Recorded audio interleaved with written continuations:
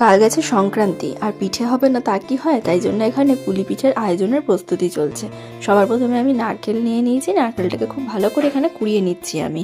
আর নারকেল কোড়ানো হয়ে যাওয়ার পরেই আমরা এখানে রেডি করব পুরটা।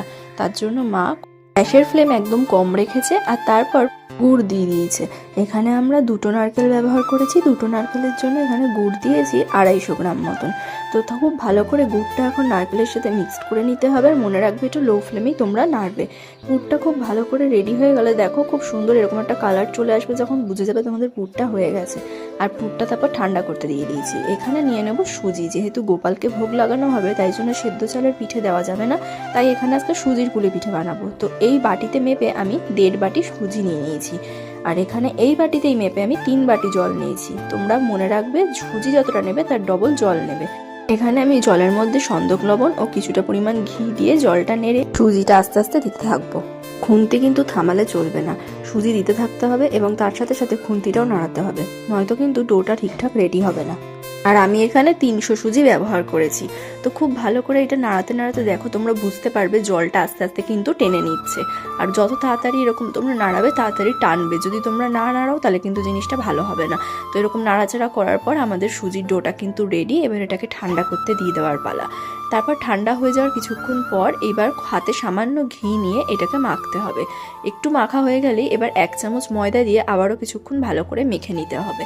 আর এত সুন্দর পারফেক্ট হয়েছিল আমাদের এই মাখাটা যে তোমাদের কি বলবো, তোমরা হয়তো দেখে বুঝতে পারছো। এরপর কিছুটা অংশ ঢেকে রেখে দেবো সাদা একটা কাপড় দিয়ে, ভেজা কাপড় দিয়ে। এরপর মা খোল কেটে নিচ্ছে, খুব পাতলা করে আস্তে আস্তে হাতের সাহায্যে কিন্তু এই খোলটা কেটে নিতে হবে। তোমরা জানো হয়তো সবাই। এরমভাবে খোল কাটা হয়ে গেলে এবার ভেতরে একটুখানি পুর দিয়ে দিতে হবে। পুর দিয়ে তারপর মুখটা খুব ভালো করে চিপে বন্ধ করে দিতে হবে। তারপর তোমরা যে যেরকম পারো, যেরকম খুশি শেপ দিতে পারো। তো এখানে দেখো আমাদের পুলিগুলি কিন্তু পুর ভরা কমপ্লিট। এইবার দুধের মধ্যে দেওয়ার পালা একে একে। তো তারপর আমি এখানে নিয়ে নিয়েছি 1 লিটার দুধ। দুধটাকে খুব ভালো করে জাল দিয়ে নিতে হবে। আর এখানে আমি Amul gold full cream milk use করছি। দুধটা এভাবে একটুখানি ফুটে তো এইবার মা দিয়ে দিয়েছে খেজুরের পাটালি। আর এখানে 1 লিটার দুধের জন্য 200 গুড় ইউজ করেছি। গুড় যদি ভালো হয় তাহলে কিন্তু দুধ কাটার কোনো চান্স থাকে না, তাই আমাকে গ্যাসের ফ্লেমও বন্ধ করতে হয়নি। গ্যাসের ফ্লেম অন রেখে আমি গুড়টা এখানে দিয়েছিলাম। কালারটাও এবার চেঞ্জ হয়ে এসেছে। গুড়টা খুব ভালোভাবে নাড়িয়ে দেবো। এবার মিক্সড হয়ে গেলেই দিয়ে দেবো একে একে পুলিগুলো। আর পুলিগুলো দিয়ে কিন্তু খুব বেশি ফোটানো যাবে না, যেহেতু এটা সুজির করা হয়েছে।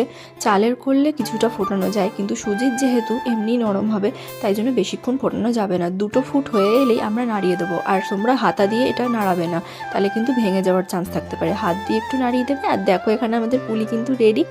এবার আমি গোপালকে পায়েস আর দুধ পুলি দিয়ে ভোগ লাগিয়ে দিয়েছি। তোমাদের সাথে পায়েসের রেসিপিটাও শেয়ার করব।